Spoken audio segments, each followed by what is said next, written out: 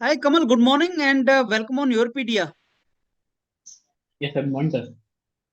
Kamal, let me congratulate you for your selection in the wonderful, profile of management trainee in a very prestigious organization, Hindustan Aeronautics Limited. So congratulations to you and your entire family. Thank you, sir. कमल मेरी ये interaction का purpose students को awareness spread करना, उनको motivate करना आपकी journey से और आपकी इंफॉर्मेशन से। तो मैं इस इंटरेक्शन में सबसे पहले स्टार्ट करूंगा आपके बैकग्राउंड से। आप हमें प्लीज बताएं कि आप कहाँ से बिलोंग करते हैं और आप कौन से कॉलेज के ग्रेजुएट हैं। कॉलेज का नाम जरूर बताएं क्योंकि आपके जूनियर शायद आपको अप्रोच करें, कांटेक्ट करें गाइडेंस के लिए। और उसके बाद आप बताएं कि आपकी जर्नी अभी तक की कैसे रही, क्या क्या आपने किया, क्या क्या मिस हुआ, कहाँ पे आप स्टम्बलिंग ब्लॉक आपको मिले, कहाँ पे आपको फेस करने पड़ी प्रॉब्लम्स, वो सारा हमें बताएं। Yes, sir.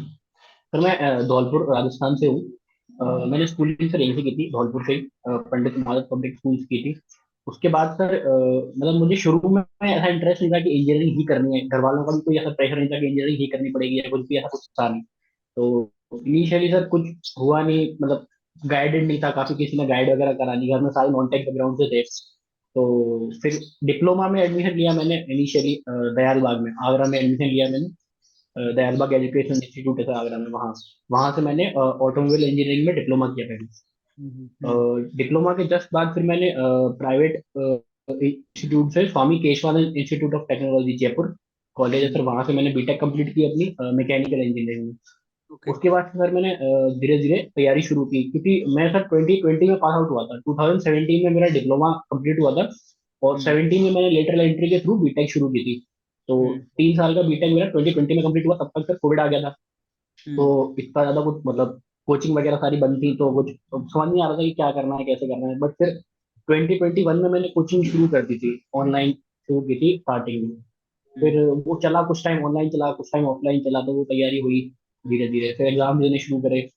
तो शुरू में तो फिर काफी दिक्कत आई, मतलब पैटर्न समझने में, एग्जाम का पैटर्न किस तरीके से है, पेपर पैटर्न किस तरीके से आता है, क्रैक क्रैक कैसे करना है, किस तरीके से क्वेश्चन को अप्रोच करना है, शुरू में काफी दिक्कत आई। फिर धीरे धीरे एग्जाम क्लियर होना शुरू हुए, तो फिर थोड़ा कॉन्फिडेंस आता गया। इनिशियली एग्जाम्स क्लियर नहीं हो रहे थे, बट फिर धीरे धीरे शुरू हुए, एग्जाम्स क्लियर होना शुरू हुए। मैंने गेट दिया था 2022 में, पहले फर्स्ट टाइम मैंने गेट फिर 2022 में दिया था। तो कोई खास रैंक इतनी अच्छी नहीं थी, स्कोर 516 का स्कोर था मेरा।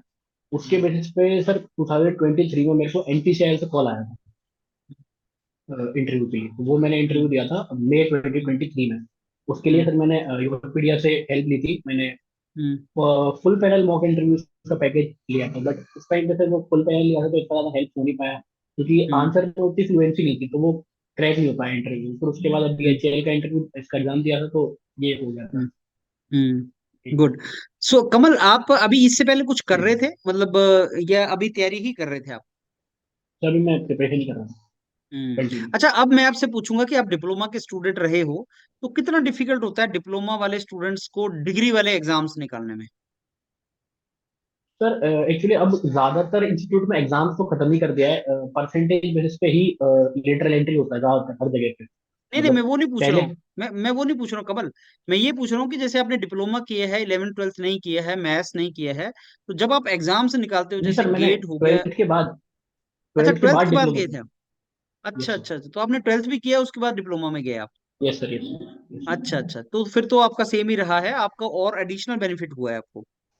Yes sir, yes sir. But hmm, sir हाँ, मेरे साथ में काफी स्टूडेंट थे जिन लोगों ने 10th 10th के बाद डिप्लोमा किया, डिप्लोमा कराए। तो उनको हम्म, इनिशियली दिक्कत आती है, क्योंकि सर मैथ वो लोग नहीं हम्म, समझ पाते इनिशियली।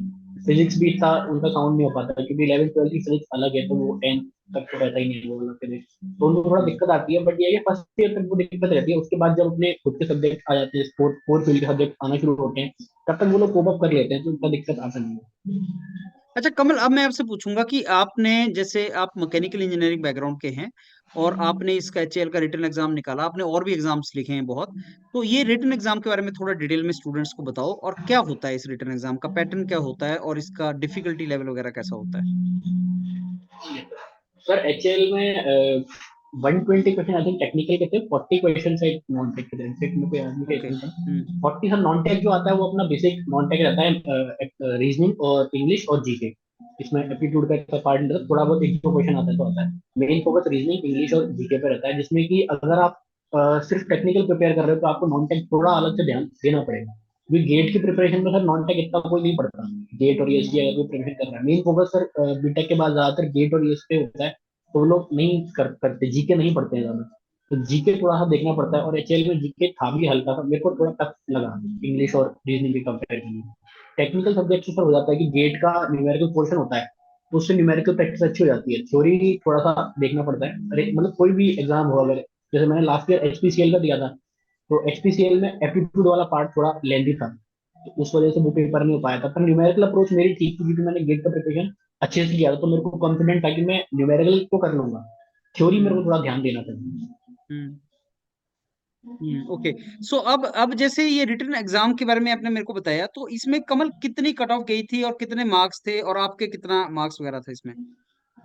सर मैं एससी कैटेगरी से हूँ, तो हमारे एससी कैटेगरी की कट ऑफ 109 थी, मेरे हम्म 112 मार्क्स थे। तो हम्म जनरल की 120 कट ऑफ थी, उसके बीच में ही हम्म बाकी सारी कट ऑफ थी। तो तो मतलब मेरा 109 थे और 103 आपके 112 थे, तो मतलब कट ऑफ से 3 ही नंबर ऊपर थे आप। नंबर तक था, yes, 3 मार्क्स हम्म ज्यादा था। हम्म बट मेरा अब एक इंटरव्यू और अच्छा हुआ था, तो मैं, हम्म यस सर। तो अब मैं दूसरे बहुत रेलिवेंट पॉइंट पे आ रहा हूँ कमल, कि अभी आईयूसीएल के भी इंटरव्यू चल रहे हैं। Yes sir. अब एचएएल के इंटरव्यू का वेटेज भी 15% था। Normally yes IUCL sir. का भी इतना होता है। अब जब बच्चा कट ऑफ के पास होता है, तो भाई साहब पहली बात वो ये बोलता है कि मेरा तो होना ही नहीं है, तो मैं तैयारी करूं कि ना करूं? अब आप मेरे को इसका आंसर करो। यस सर, शुरू में जब मार्क्स आउट हुए थे एचएल के, तो मेरे को भी डाउट था कि अब तैयारी करना चाहिए कि नहीं करना चाहिए, क्योंकि सर अभी जब इसका इंटरव्यू था एचएल का, सेम टाइम पे एसएससी जेई का प्री भी था, तो उसकी भी तैयारी मेरी पैरेलल चल रही थी। तो मैं कंफ्यूज हो था कि मैं एसएससी प्री पे फोकस करूं या इंटरव्यू पे फोकस करूं। फिर सर एक बार फिर आपसे इंटरेक्शन हुआ था और एक मनीष सर से इंटरेक्शन हुआ था, तो उसमें मैंने उनको डिस्कस किया था ये चीज, आपसे भी किया था और मनीष सर से भी किया था। तो उन्होंने बोला था कि अगर आपका इंटरव्यू के लिए कॉल है तो आप इंटरव्यू पे फोकस करो, और अगर अच्छा इंटरव्यू होगा तो हो जाएगा। तो मैंने फुल फ्लेजेड से तैयारी शुरू करी थी, YourPedia का मैंने पैकेज लिया, उसके बाद मैंने कंप्लीट तैयारी शुरू करी। तो हम्म उसमें मेरे को कॉन्फिडेंस आ गया था कि हाँ, मतलब आंसर में मेरे फ्लुएंसी धीरे धीरे इनिशियली तो नहीं थी, मतलब आंसर जो हम्म अपन बताते हैं उसमें फ्लुएंसी हम्म इतना अच्छा नहीं आया था इनिशियली। बट फिर धीरे हम्म धीरे जैसे स्नैप लगाना शुरू करे, फिर एक मॉक फुल फुल पे मॉक भी लगाया, तो उसके बाद मेरे को कॉन्फिडेंस आ गया था कि हाँ, मैं आंसर आराम से फ्लुएंटली हम्म कर सकता हूँ आंसर। फिर और फिर हम्म वो धीरे सर, एक मैं स्पेशल मेंशन करना चाहूंगा मनीष सर का। मनीष सर हम्म ने जो टेक्निकल इंटरव्यू होते हैं उनका जो स्नैप लिया है, वो बहुत अच्छा लिया है। मतलब उन्होंने हमको इंसाइट दिया है कि आगे जैसे एक क्वेश्चन है, उसके आगे का क्वेश्चन किस तरीके से लीड कर सकता है, तो वो काफी हम्म हेल्प मिला उनसे। हम्म तो उन्होंने वो काफी हेल्प करा कि अगर आपने कोई क्वेश्चन का जवाब दिया है, तो उसके बाद इस आंसर से आपके से अगला क्वेश्चन क्या बन सकता है, उसके लिए हम्म आपको रेडी रहना है। तो वो उन्होंने हम्म काफी अच्छा समझाया था। तो उसकी वजह से हम्म मेरे को कॉन्फिडेंस आ गया था कि हाँ, भले ही मेरा कट ऑफ के जस्ट पास में मार्क्स है, पर अगर मेरा इंटरव्यू ठीक होता तो हो सकता है मेरा। फिर मैंने वहां हम्म इंटरव्यू दिया, तो इंटरव्यू में मेरे को समझ में आ गया था कि हाँ, ये जैसे हम्म एनपीसीआई में लास्ट ईयर दिया था इंटरव्यू, तो मैं वहीं पे डाइसी था कि ये तो शायद ही होगा, क्योंकि हम्म 60% आंसर मैंने कर दिए थे वहां भी, पर वो आंसर में फ्लुएंसी नहीं थी, तो इतना इंप्रेस था नहीं पैनल पर। यहाँ पे इंप्रेस अच्छा खासा, पैनल अच्छा खासा इंप्रेस था आंसर से। अच्छा कमल, मेरे को ये बताओ, अभी आपने अपनी बात सारी बता दी, लेकिन बच्चे के दिमाग से ये चीज कैसे निकाल सकते हैं? क्योंकि हम लोग बहुत ट्राई कर रहे हैं इस चीज की। क्योंकि मैं ये बहुत बहुत स्ट्रांगली जानता हूँ कि अगर इंटरव्यू का कॉल आया है तो चांस होता है, तभी इंटरव्यू कॉल आता है, ये मैं जानता हूँ। लेकिन ये चीज यस स्टूडेंट्स के सर। दिमाग में डालना बहुत मुश्किल है। और दूसरी बात, उनको कॉन्फिडेंस देने की हम ट्राई करते हैं एज मेंटर, जैसे आपने बताया कि मनीष सर ने आपको समझाया एंड ऑल, वो हम ट्राई करते हैं। लेकिन स्टूडेंट फिर भी लैक ऑफ कॉन्फिडेंस के साथ अंदर जाता है, और वो ये सोचता है कि साहब मेरे अब नंबर नहीं आ सकते, मैं सिलेक्ट अब नहीं हो सकता। सो ये सेल्फ डिफीटिंग जो एटीट्यूड है ना, इसको कैसे निकाल सकते हैं आप? क्या बोलना चाहते हैं स्टूडेंट्स को इस पर्टिकुलर सिचुएशन में? सर मुझे लगता है इस कंडीशन में सर, अगर आपका कोई गाइड करने वाला है ना आपको, तो वो बहुत हम्म अच्छा हेल्प करता है। जैसे मैंने आपका गाइडेंस लिया, तो आपने जब मेरे को बोला ना एक बार कि अगर इंटरव्यू कॉल आया है तो फिर तुम कर सकते हो क्रैक, क्योंकि सर हम्म ऐसे काफी सारे एग्जांपल्स हैं जिनके जस्ट कट ऑफ के पास ही मार्क्स थे और उनका क्लियर हुआ इंटरव्यू। तो हम्म वो अगर आपको मेंटर एक बार बता देता है ना, तो आपको फिर मेंटर की सुननी है। जैसे मैंने सर हम्म आपका एक बार सुना, तो मैंने उसके बाद फोकस करा प्रॉपर इंटरव्यू, फिर मैंने उसके बाद कुछ देखा ही नहीं। अगर हम्म आपने एक बार मेंटर का मान लिया कि हाँ मैं कर सकता हूँ, तो फिर आपका हो जाएगा। हम्म और इनिशियली सर कई कई बार कैंडिडेट्स को ये लगता है कि मेंटर अगर बोल रहा है तो वो तो इसलिए बोल रहा है कि उसको अपना कोर्स बेचना है, पर हम्म ज्यादातर ऐसा नहीं होता। मेंटर आपका भला सोच हम्म के हम्म ही बोलते हैं।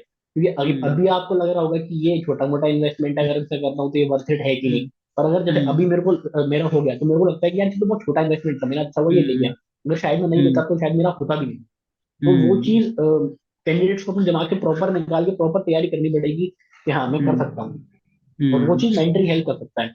नहीं, सही या बताया फिर आपने। अपना खुद जैसे का। हाँ, ये बिल्कुल बात सही है कमल, की लोगों का परसेप्शन जरूर अलग हो सकता है, क्योंकि वो उनको लगेगा कि मेंटर का सेल्फ इंटरेस्ट है, लेकिन ये बात सही है कि जो लोग डेडिकेटेड इस प्रोफेशन में बैठे हैं और बहुत सालों से काम कर रहे हैं और जेन्युइन हैं, वो लोग आप अपने थोड़े से इंटरेस्ट के लिए आपका नुकसान नहीं करेंगे। तो जरूर अगर यस आपको सर। एडवाइस कर रहे हैं तो उनकी सुननी भी चाहिए और आपको फॉलो करके तैयारी करनी चाहिए। नंबर टू, सिलेक्शन रिजेक्शन तो देखो कि कोई नहीं जानता, लेकिन मेहनत करना में की डायरेक्शन में तो कभी कमी करनी नहीं चाहिए।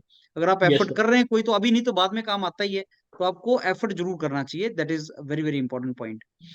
अब यस सर। अब मैं आता हूँ कमल, अपने लास्ट इंटरेक्शन पॉइंट, जो हमारा इंटरव्यू का एक्सपीरियंस है। आप जानते हैं यूरोपीडिया एक प्लेटफॉर्म है जहां पे स्टूडेंट आता है इंटरव्यू प्रिपरेशन करने के लिए।